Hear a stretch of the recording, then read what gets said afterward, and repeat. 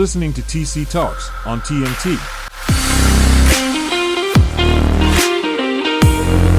Hey, what's going on, guys? It is TC here, back with another episode of TC Talks, and we're going to be talking about two pitchers that absolutely willed their teams to victory last night. Some outstanding pitching performances from the White Sox, and another pitcher you may not have expected. But before we get into all of that, I want to thank you for tuning in yet again and remind you TC Talks is going to be in a live format tomorrow, 5 p.m. on SportsTownChicago.com, or you could search SportsTownChicago.com in the TuneIn app to take us everywhere you go on your mobile device. But in any case, let's dive into some of the content. And as a cherry on top, you know what? We'll talk about the Chicago Bears too, just to say we talked about the Chicago Bears. But you guys are what's making me have to rethink some of the things I'm doing tomorrow, because I typically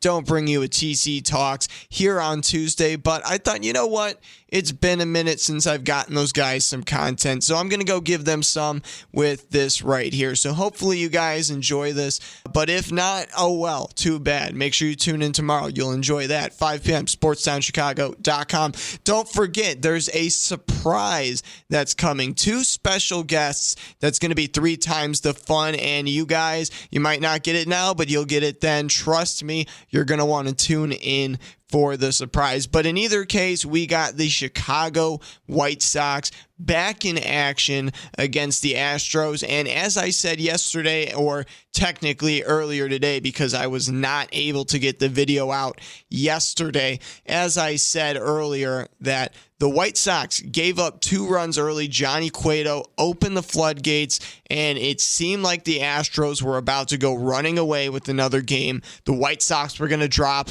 a handful of these games versus these Astros, who just dominated them in the postseason last year, have pretty much had the White Sox number for quite some time. But these White Sox, specifically Johnny Cueto, came out and said, no, not today. Johnny Cueto, 8 strong innings, only those 2 runs, one of them earned, the other one not.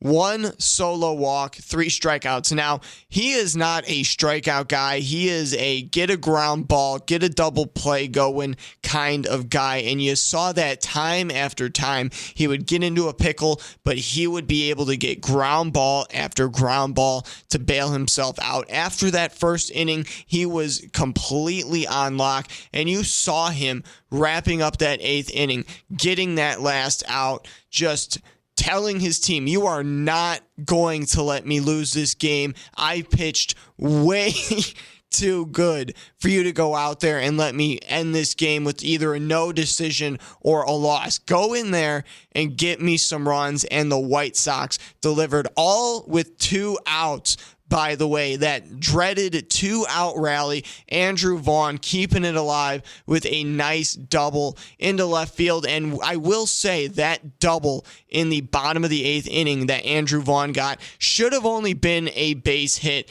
And it is a great learning moment for you younger guys out there. If you're listening right now, when that fielder went to go play that ball, he did not play it the right way. Do you want to know how I know that? That was a right-handed batter. The ball was hit to the right field line. What does that mean? That means when that ball lands, it is going to have a bunch of spin towards the wall into foul territory across the line. So that means it's going to sprint away from him when it drops. And you see his reaction when that ball hits. It skids away from him immediately because he was not anticipating that movement from the ball. So whenever you are playing a fielder and it goes opposite the pole direction, so righties, they obviously pull to the left, lefties pull to the right.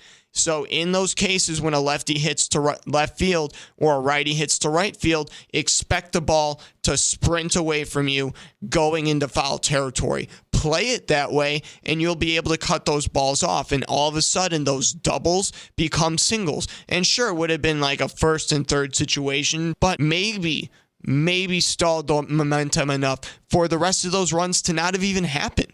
Because sure, a double is one thing, but a first and third single on a good play to cut the ball off, that kind of swings the momentum back towards the Astros, kind of gets the pitcher back involved into the game, gets everybody else kind of hyped up as well because, oh shoot, instead of giving up a run or giving up a double right now, we're out here first and third, 2 outs, don't even worry about it. This is routine, this is every day, but instead, Andrew Vaughn gets that double, and the inning continues. The White Sox rejuvenated yet again, and they're able to pull away with 4 runs in the inning. It was spectacular. Thank gosh he got the win. Johnny Cueto, he deserved it. He's been out there pitching like an absolute maniac. He's had so many good games that he's given up a few runs, and the White Sox have not been able to pick him up. So I am ecstatic that against the Astros, of all teams on top of it, the White Sox win in there. Johnny Cueto got it done. They were able to pick him up and get him that win. So shout out to those White Sox. They had a great game, and it was fun to watch. But there was another game that was electric and had another pitcher just will their team to victory. And unfortunately, it was not for the Cubs. It was for the Washington Nationals with Josiah Gray. He pitched a pretty decent outing, gave up a few runs, but overall showed up and did a pretty good job. And you could just see how ecstatic he was finishing up the 6th inning, getting the job done, kind of settling things down after giving up some runs early on, just like Johnny Cueto. He went out, and after getting the final out in the inning, after, a long mound visit where it seemed like he might have gone out of the game, he said, "Coach, no, I got this." And he went out there. Fantastic strikeout to end the inning. It was beautiful. And from there, the Nationals got life again and were able to make the comeback against the Cubs. And unfortunate for all of us here in Chicago to see that, but still, the Nationals being able to go out there and have a pitcher put on a performance like that and have your team actually pick you up, that's always nice to do. You don't want to be out there just struggling on the mound, giving up having a rough inning, rebounding, and then having your team not be able to pick you up. You want your guys to be able to go out there and say, "Hey, we know you gave up a few runs, but we're here. We got your back, man, and we're here to get you through the game." That's exactly what the Nationals did. And the Cubs, despite a pretty decent outing overall from Marcus Stroman, the Cubs not able to get the job done, and it's against the team they really should have. We said these Cubs do a pretty good job of punching down, and this is one of those teams that needed to get that hard punch. This should have been a knockout blow, getting the Cubs a few games closer to 500. I know that's not likely, but we're still shooting for Tyler Farringell's number of 75-ish wins from the Cubs, 75-ish being the wishful thinking, 70, 65 being the fair range that Tyler Farringell gave. So maybe he'll be right. Hopefully the Cubs can wrap up the season with 30 more wins, but it's probably unlikely. But in either case, the Chicago Cubs, they play the Nationals tonight. We'll see how they do. But they're not the only Chicago team that's based off of Bears that have stuff going on. In fact, the Chicago Bears have stuff going on. So the Chicago Bears, if you did not know, they have a ton of problems at the offensive line position. I'm sure you guys are aware of the issue. No, maybe not. I don't know. Let me tell you, there are issues on that first unit offensive line, and Tevin Jenkins has actually been moved over, and he's going to get the start in this upcoming game at right guard for the Chicago Bears. So that's going to be interesting to see due to injuries and also just poor performance overall. This is just a quote-unquote rotation that they're going to try, according to Matt Eberflus. I almost called him Matt Nagy. Wow. Continuing on with what's going on with the offensive line, Tevin Jenkins, He's, as you guys know, he was supposed to be the left tackle. They brought in a few different guys to play the tackle position, and so they're trying to figure out a way to get Jenkins involved in the unit, or perhaps just trying to see if he is going to be better than the guys that they put forward in week 1 of the preseason. So who knows what they're really trying to do, but they are going to start Jenkins just to try to up the pressure, maybe try to find a good, suitable unit, and also get this younger talent that was a pretty decently high draft pick involved in this offense, because it would be a shame truly to see him go to waste, even though the current coaching staff might not be sold on him in the same way that the previous regime was. So perhaps that's a factor too, but still, I think it's a little bit of a waste to not even try to see if something can work with this young man. So hopefully they're able to get something done. Also, not just Jenkins is going to get reps on the offensive line. There's also going to be Larry Borom on the line as well. He's going to be starting at right tackle. So technically, Jenkins and his replacement are going to be playing on the same side of the ball. So that's pretty cool. We'll see how they play together, if they actually gel pretty well. But perhaps it's going to be something that inspires both of them to play better. Like, oh, I got to line up next to this guy. Well, I really got to show off how good I am, that I deserve to be on this team, that I do deserve to have replaced him or to have earned a spot back on the roster, and that I did prove to this new coaching staff, this new regime, that I am worthy of being here. So perhaps that's the whole goal. I feel like Eberflus is a very I'm a push you kind of coach. He doesn't want to push you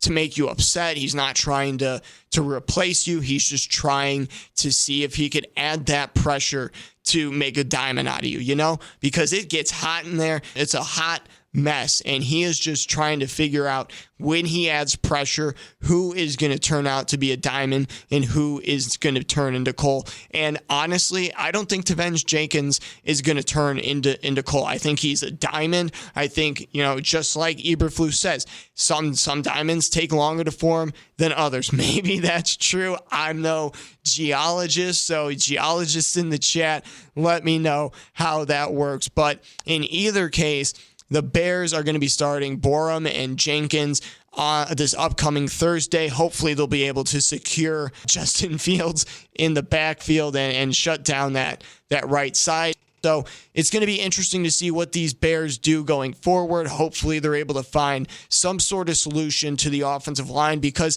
if they don't, I mean, how embarrassing is that going to be? I mean, Matt Eberflus, a former offensive lineman himself, then he goes out, he has all these draft picks, selects so many offensive linemen, and perhaps they do need time to develop. That is a factor, of course, but at the same hand, he had one already in Tavenge Jenkins. Then he goes out there, he gets Larry Borom, who people say was a starter as a rookie. Then he's only got 3 other pieces he's truly got to put together. I know some people aren't sold on Tavenge Jenkins, but honestly, I think he's going to be a good fit. I didn't like him at the left tackle, but I do think that he has the potential to be successful within the NFL. So hopefully we'll see a little bit of that coming from him as well. But in either case, I think the Bears are going to have to put the pedal to the metal, see what they're going to be able to get out of these guys, because Justin Fields, if anything, he just needs to feel safe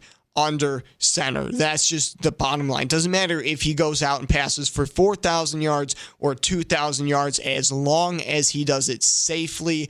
That is all that matters. But let me know what you guys think down in the comment section below. Are the White Sox going to get the win tonight against the Astros? Will they repeat against a playoff caliber team, or are they going to choke it away like they always do? I know that's nihilistic coming from a White Sox fan, coming from a Chicago sports fan, but at the same time, the White Sox have a repeated history this season of choking away big games. So if they do that, it would not surprise me. But perhaps the energy from last night, Johnny Cueto firing them up, them being able to come away, steal a victory at home against the Astros, maybe that propels them to victory tonight. Who knows? But in either case, I think they're going to come out strong. But those Cubs, playing the Nats tonight. Do you think they're going to be able to rebound after blowing that last game against the Nationals? I think they're going to come out with something to prove. We saw Seiya Suzuki finally doing something yesterday, so hopefully he keeps that alive tonight. And then those Chicago Bears. Do you think there's any hope for that offensive line in any sense? Because I'm really hoping they're able to throw at least something decent together. There seems to be a whole bunch of pieces, but no complete puzzle right now. But I do think that they're going to find a way to match those pieces before the season starts. Let me know your thoughts down in the comment section below. And remember to tune in to the Winner Circle. It's going to be a TC TAUX takeover. So it's going to be the same exact format, but only now it's going to be live. And we're going to have 2 special guests along with TC here. We're going to have 3 times the fun. You'll understand the joke. You'll understand what I mean if you tune in. So make sure you listen. 5 p.m. tomorrow night, sportstownchicago.com. Or you could go ahead and search that in the TuneIn app so you could take us everywhere with your mobile device. Until next time, peace.